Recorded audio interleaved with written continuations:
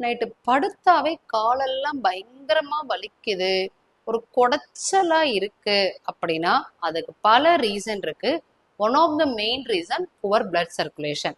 ரொம்ப நேரம் உட்காந்து வேலை செய்யறதாலையோ ரொம்ப நேரம் நின்று வேலை செய்யறதாலோ உங்க மசில்ஸ் வந்து வீக்காகவும் டயர்டாகவும் ஆகி உங்களுக்கு பிளட் சர்க்குலேஷன் கம்மி ஆகுறதால இந்த ப்ராப்ளம் வரலாம்.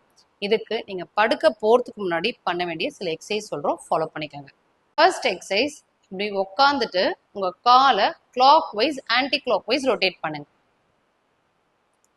10 கவுண்ட்ஸ் 2 சைட்ஸ் ரிப்பீட் பண்ணுங்க. Repeat on opposite side.